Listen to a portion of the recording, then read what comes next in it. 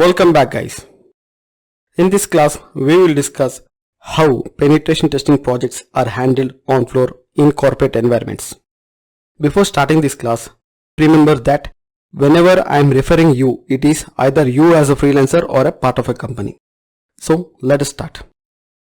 As said, in this class, we will discuss how penetration testing projects, ethical hacking projects are handled in corporate environments. Now that you have completed the course and specialized in one or more of the technologies or specializations like web application penetration testing or mobile application penetration testing, and if you have practiced well, if you have good skills of conducting penetration testing by your own or a part of company, you are now ready to handle the projects. So whenever you find a requirement from any company, you as a service provider, it means that providing a penetration testing service. So you as a penetration testing service provider will approach the company with your profile, capabilities. If the client is satisfied with your profile or with your experience or with your knowledge, then if he is willing to give projects to you, then this is how it starts. You will need to meet a client. This is very first part, where the client will demonstrate you his requirements of penetration testing. Like a client may require to find a security bugs in his application or a server. So the client will demonstrate or will explain all his requirements. It means that a client will explain you the project requirements to you, and you will need to understand the project entirely so that whether it is under your capability to provide your service.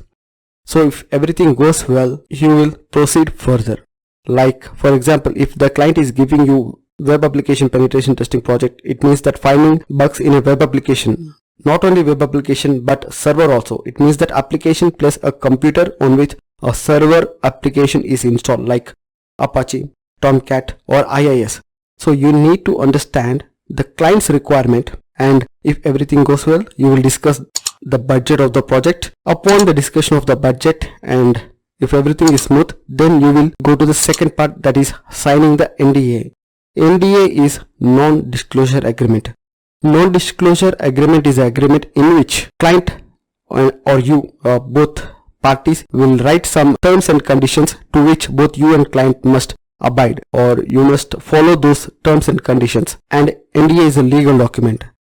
As either parties have signed the NDA document, that is you and your client has signed the NDA document abiding to the terms and conditions, you will now move to the next, that is security evaluation plan. So security evaluation plan defines the scope of the project or defines the scope of assessment, and this is usually done by using engagement tool. So engagement tool is a document with a questionnaire and information giving statements, and this engagement tool you will provide to your client asking for answers for certain questions, like you will ask details of your target, details of the penetration testing project, details of point of contacts, application information, server location information, host domain information, so many information you will put as a questionnaire to a client, to which client should answer. And also the client give you the scope of the project. It means that say for example, you need to test a website in which there are subdomains like chat.insectechs.com or education.insectechs.com, games.insectechs.com and finance.insectechs.com, employees.insectechs.com. So the scope of project is that you need to test the subdomains like chat.insectechs and games.insectechs, so on, but you should not go to finance.insectechs.com or employees.insectechs.com. Or client may sometimes limits the penetration testing only to application but not to the server. So this is called as a scope, and do not dare to cross the limitations in any manner while you are conducting the penetration testing beyond the point that client has given to you. So after conducting the security evaluation plan based on engagement tool, you will do actual penetration testing, that is hacking, and this is based on the earlier class we discussed the 5 phases of penetration testing, that is reconnaissance, scanning, gaining access, maintaining access, and covering tracks, and of course reporting. So this is where actually you conduct your penetration testing. While conducting the penetration testing or conducting the hacking, you will also document. That is the next stage we'll add to this. You will also write the documentation of the work or prepare the documentation of the work while you are commencing the work or while you are doing the work. It means that while you are finding the bugs, you will either take the screenshots or sometimes it is also required to take the screen recordings of what work you are doing, so that you will prepare the document and submit to the client as a proof. So as you have conducted the penetration testing or conducting the penetration testing and preparing the document, after your project is completed, you will report the entire findings and solutions, that is patch management, to your client. That is a reporting. That is the next stage. So this is how penetration testing projects on floor are done basically. And this is not a standard procedure. This varies from client to client and project to project. But basically this is how in general it's done. Moving next, we have discussed about engagement tool, in which you pose a questionnaire to a client asking for some information regarding the target. And based on the information given by the client, type of penetration testing is classified.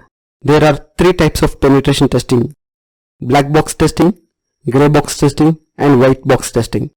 So what is a black box testing? Black box testing is a method of penetration testing or method of hacking where client will not give you any information about the target except the target IP address. That's it. Nothing, no more information is given, and you will need to simulate as a real-time cyber criminal. It means that if cyber criminal wants to hack some XYZ company, that XYZ company employees or the company owners will not give information to criminal. Criminal has to find out every possible information that aids to hack that company or to hack that website or the target network. So black box methodology or black box type of penetration testing is simulating a real-time attacks. Basically these types of attacks are external attacks. And next is gray box testing. Gray box testing is a type of penetration testing in which client will provide some information to you in the engagement tool that you have provided as a questionnaire to the client, in which he answers you, and sometimes he may give some access like a user level access to certain part of the target where you need to conduct a penetration testing. The client may give information about the target or range of IP addresses or website where they are hosted, etc. So not complete, but some information is given in gray box testing to the hacker. So based on that information given by the client, that limited information given by the client, you must conduct penetration testing. And when it comes to white box penetration testing or white box testing methodology, a complete information is given to the hacker to conduct or to find the bugs in the target that is assigned to you as a project. Client may give you full access to the target network or a target system or a source code if the target is an application. So you will need to conduct complete penetration testing on the source code by line, either by using automation tools or in a manual method. So these are the types of penetration testing that you must conduct based on the requirements of the client. Have a great day. Thank you for watching the video and do subscribe to the YouTube channel INSECTECHS.